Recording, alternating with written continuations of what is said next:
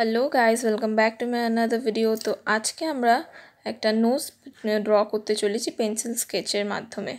তো ফার্স্টেই আমরা 3টে গোল এঁকে নেব, আর সেই গোলগুলো একটা বড় হবে আর দুটো ছোট হবে দু সাইডে। তারপরে বড় গোলের ওপর দিয়ে মিডিলে দুখানা দাগ টেনে দেবো সমান।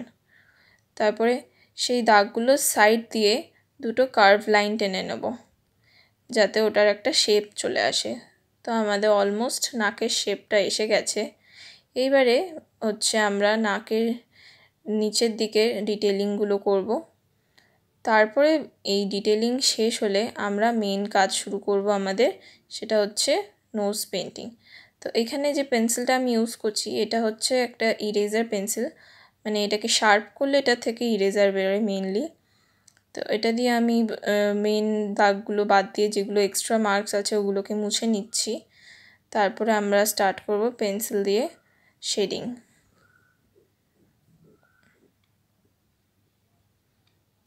তো প্রপারলি কয়েকটা জায়গায় শেডিং করার পরে যাতে নোজটা দেখতে একটু রিয়েলাস্টিক লাগে সেই হিসাবে আমরা শেডিং করে নেব। ধীরে সুস্থে করতে হবে এই কাজটা, না হলে গন্ডগোল হয়ে গেলে বাজে দেখাবে দেখতে।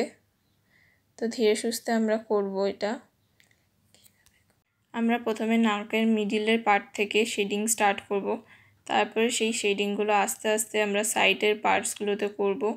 যেমন কি মিডিলের পুরো পার্টটাই করিনি, একটা পার্টিকুলার সাইডে আমি শেডিং করেছি। সেমভাবে ওটা করার পরে এইটা হচ্ছে একটা পেন্সিল কালার মার্জিং টুল, যেটা দিয়ে পেন্সিলের যে গ্রাফাইটটা থাকে সেটাকে মার্জ করা যায় সুন্দরভাবে, আর খুব সুন্দর লাগে দেখতে। এটাই হচ্ছে মেন জিনিস যেটা দিয়ে সুন্দর ব্লেন্ড করা যায়। তো আমরা ভালো মতো ব্লেন্ড করে নেব। ব্লেন্ড করার পরে মেন ডিটেলিংয়ের পয়েন্টে এসে গেছি। এবারে নিচের দিকটা হালকা একটু শেডিং করে নেব, আর এক্স এরিয়াগুলোকে মুছে নেব ভালো মতো যাতে বাজে না দেখায়। সুন্দর মতো মুছে নেওয়ার পরে আমাদের নোজ অলমোস্ট ড্র করা কমপ্লিট হয়ে এসছে। তো this is the final result.